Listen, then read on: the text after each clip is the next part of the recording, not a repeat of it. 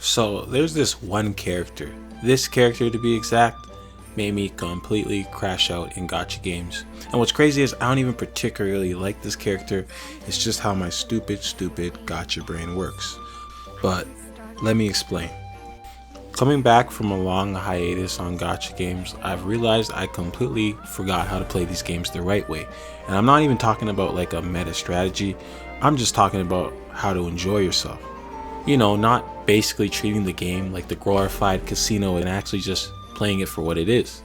But if you've played gacha games for a minute, you understand that it's not even the 5 stars that get you, it's that 4 star that has no pity. Basically, I only wanted this character because I thought it would fit well into my playstyle. I use the main character in this game who's absolutely busted, and this character buffs that character just by being on the team.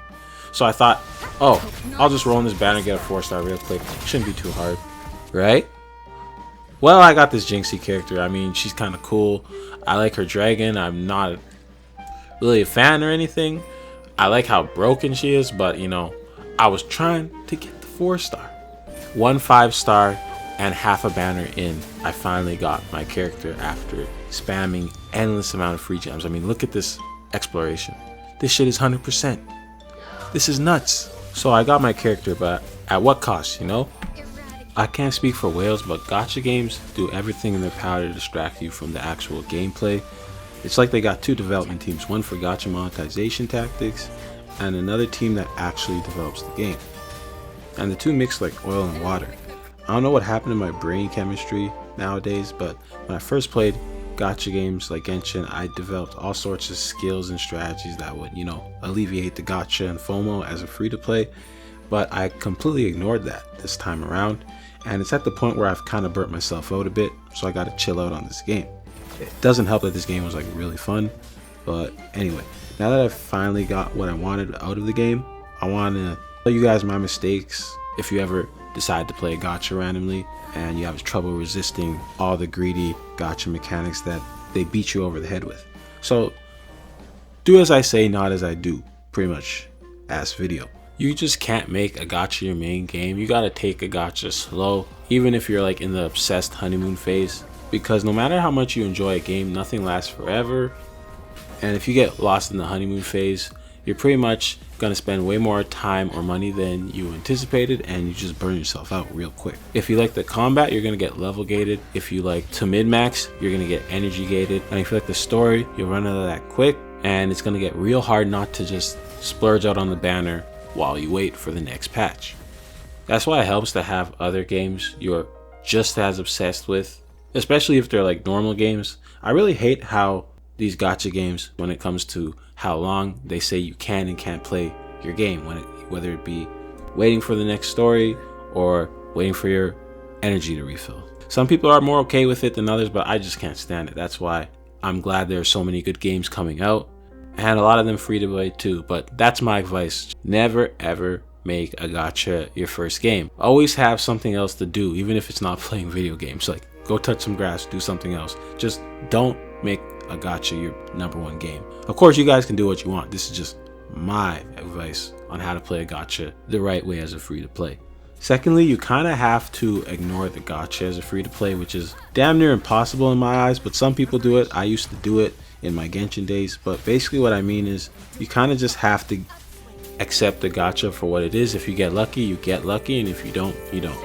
Of course, some games make this easier than others. It helps that the main character in this game is absolutely busted, and this is easier said than done. When your favorite character is on the banner, you're most likely to crash out and no life. Lord knows I would. If there's a character you're kind of lukewarm about, or you couldn't really care here or there about, then that's a good opportunity to save, to ignore the banners, and to just treat the game for what it is, an actual video game. Because when you're constantly worried about how many in-game currencies you have, you completely ignore the game. You'll find yourself skipping cutscenes, speed running every single aspect of the game, and once you finally get what you want, the cherry on top is that you'll just be completely burnt out and you won't even want to stare at the video game. My problem is somebody I knew got unlocked Carcello, got all these 5-star weapons, got lucky on the banner early, got Verena on the free-to-play standard banner, while my ass was stuck with getting the gun girl for like 10 times. So admittedly, I tried to force the gacha. I burned through the game, and now I'm taking a break. But so my advice is, what I realized is you just kind of have to accept your lot in life with these gacha games. It's kind of like real life, you know? Some people are born into nice families, first world countries, they got a roof over their head. And some of us, well, we lost the 50-50. So you kind of have to just make do with what you have. And at the end of the day, playing on a shitty luck gacha account is kind of just like playing on very hard mode in any other video game. It's kind of funny. We all choose the hardest difficulty in video games, or at least I did back in the day, for bragging rights. But the moment you put a price tag on easy mode, everybody's tripping over their mom to spend their wallet. So in my opinion, it's more fun to play the game on hard mode anyway. Gives you a little challenge, and I'm just happy the main character's busted in this game. So yeah, that advice does vary on different video games, but at the end of the day, my advice is to start saving as soon as possible until you reach pity. In any gacha game you're starting, just immediately start saving. And if you're playing a gacha game that has no pity, well, run, big, run for your life, get some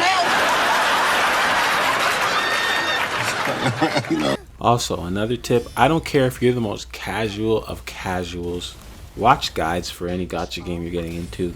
Not because you want to be super meta slave, try hard, sweaty, but it's because in a normal game, if you screw up, you might have to replay, make a new save, load a new save file, or whatever. In these games, if you screw up, you pay for it, literally. So if you don't want to spend an exorbitant amount of time or money doing something that was very easy to do, I suggest you look up day one first player guide for any gacha you're playing, because money's on the line. Time and money is on the line. It's not a normal video game.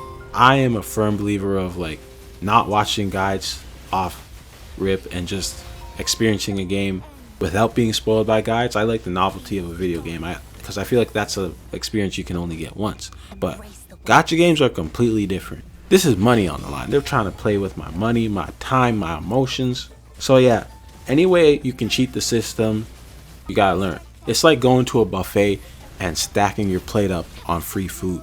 And last but not least, you should ignore the meta to an extent. Like, I feel like you should get to a point where you know things about the video game to decide whether you want to do that or not. Like, for instance, I didn't think a healer was a big deal in this game.